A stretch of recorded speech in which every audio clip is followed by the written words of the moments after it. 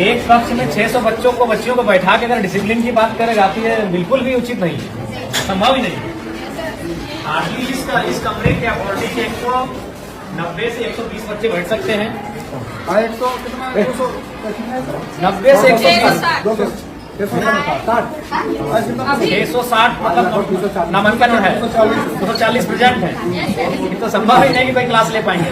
ठीक है, आप निश्चित रहिए, हम लोग इस विषय में बहुत जल्द आगे बढ़ते हैं और आपकी जो असुविधा है उसके लिए खेद है, लेकिन हम लोग उस दिशा में आगे बढ़ेंगे, काम कर रहे हैं। ये कौन सा क्लास है? 11 है। फैकल्टी क्या है?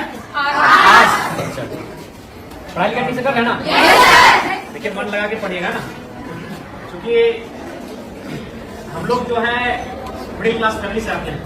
भले आपके प्रिंसिपल आपके साथ खड़े हैं, आपके एमएलए भी आपके साथ खड़े हैं, लेकिन हम लोग मिडिल क्लास फैमिली से आते हैं और हमारी पूंजी शिक्षा ही है।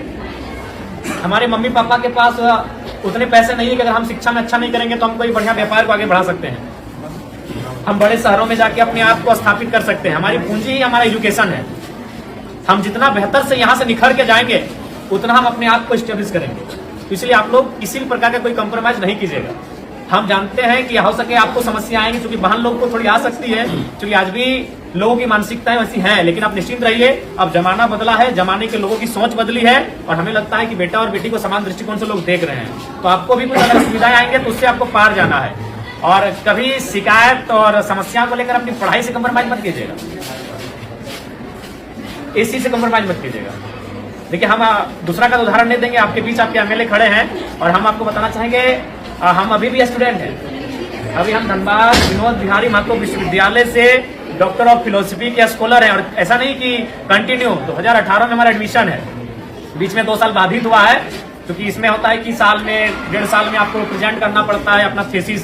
तो हम अभी भी कंटिन्यू हैं, क्योंकि हमने कभी एजुकेशन से कंप्रोमाइज नहीं किया है। कभी आज हम आपके एज एमएलए के रूप में आपके बीच खड़े हैं और हमें तो लगता है कि आप कम से कम हमसे बेहतर परिवार से ताल्लुक रखते होंगे, क्योंकि हम उतना समय नहीं कि हम आपको अपनी घटना सुनाए, लेकिन संक्षिप्त में इतना बताना चाहेंगे कि हमने उस माँ ने हमें पढ़ाया है जिसने 28 साल की उम्र में अपने पति को खोया था। मात्र 28 ईयर हमारी माँ की आयु थी। हमारा जो छोटा भाई था वो मैंने गर्भ नहीं था, उसका जन्म भी नहीं हुआ, तो दुनिया उसने देखा नहीं, तो उस समय हमारे पिता को हमारी माँ ने खोया था।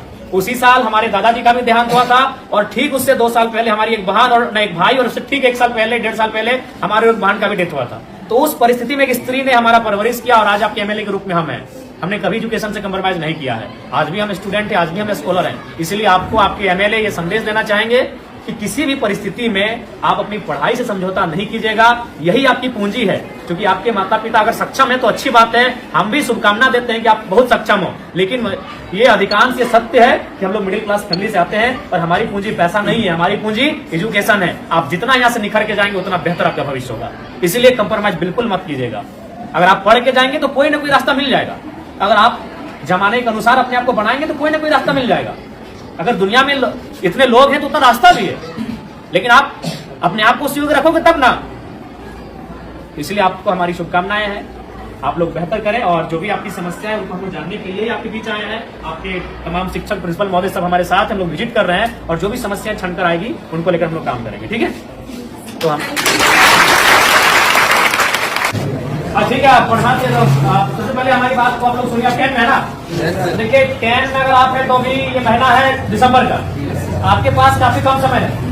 इसलिए आपसे हम यही संदेश मेरा रहेगा कि आपको अभी यहाँ से पूरा अलर्ट रहना है। इसलिए बाबू साहब, फिर अभी जनवरी आएगा, आप कुछ दिन पिकनिक में चला जाएगा, फिर मकर संक्रांति आएगा, फिर सरस्वती पूजा आएगा, तो हमारे पास अगर देखा जाए तो काफी कम समय है और आप अभी उस मुकाम में हैं जहां अपने आप को बढ़ाएंगे।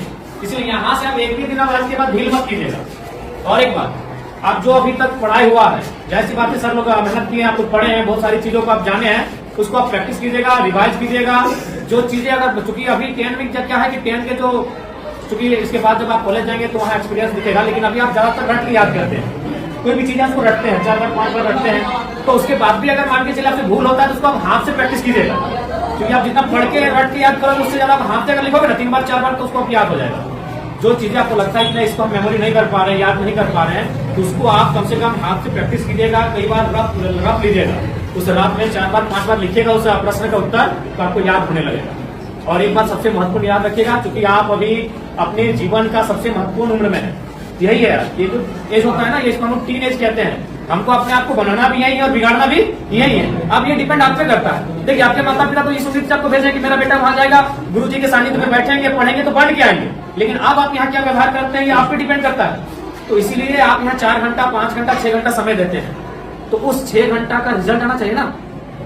मान लीजिए सपोज दैट अगर किसी भाई को अगर पढ़ने में मन नहीं लग रहा है, तो मान के चलो वो 6 घंटा अगर सिर्फ वो ग्राउंड में दौड़ेगा तो इस राज्य के नंबर 1 धावक बनेगा कि नहीं। अगर वो पहाड़ नहीं चढ़ेगा, अगर वो गीत ही 6 घंटा प्रैक्टिस करेगा तो एक बेहतरीन गीतकार बनेगा कि नहीं। तो हमारे कहने का मतलब है आप यहाँ 6 घंटा समय दे रहे हैं, और जहां आप समय दे रहे हैं वहां से कुछ रिजल्ट नहीं हासिल करेंगे तो फिर गलत बात है कि नहीं। तो इसलिए आप यहाँ 6 घंटा समय दे रहे हैं, अपना 5 घंटा आप समय दे रहे हैं, तो इसलिए यहाँ से आपको परिणाम हासिल करके जाना है, यहाँ से आपको रिजल्ट लेके जाना है। इस बात को आपको ध्यान में रखना है, ठीक है। बाकी आपको जहां असुविधा होगी, आपके शिक्षक आपके प्रिंसिपल तो साथ में ही, आपके विधानसभा के आपके एमएलए हम भी आपके साथ हैं, जहां हमारी आपको जरूरत पड़ेगी आप हमें बेहतर याद कीजिए, ठीक है।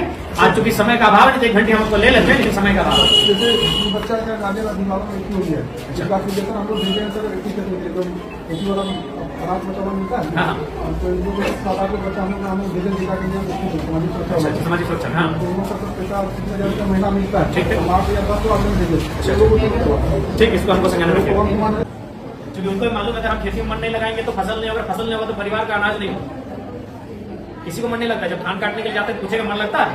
मन लगता है सिनेमा देखने में, मन लगता है मेला घूमने में, मन लगता है शॉपिंग करने में। काम में मन नहीं लगता है, वहां लगाना पड़ता है, क्योंकि वही काम आपका पहचान है, वही काम आपका कर्म है, तो मन वहां लगाना पड़ता है। अभी आपका कर्म है, आपका शिक्षा अर्जन करना, ये आपका कर्म है, इसलिए आपको मन लगाना है। और लगता है तो अच्छी बात है, अगर लगता है तो अच्छी बात है, नहीं लगता है तो लगाना पड़ेगा। और बाकी यार आपकी समस्याओं से हम लोग अवगत हो रहे हैं, काफी समस्याएं हैं आपके विद्यालय में, और आपकी समस्याओं का निराकरण के लिए हम लोग हमेशा प्रयासरत रहेंगे। और आप लोग बढ़िया से मन लगा के पढ़िए, हमारी शुभकामनाएं हैं। अगर कुछ समस्याएं होंगी आप सीधा हमसे संपर्क कीजिएगा, और बेहतर अपनी बात को रखिएगा, डर भय मत कीजिएगा कि हम आपके एमएलए हैं, हम आपके एक सहयोगी के रूप में आपको दिशा पथ प्रदर्शक के रूप में आए हैं, आप बेहतर हमें याद कीजिएगा, ठीक है। और एकदम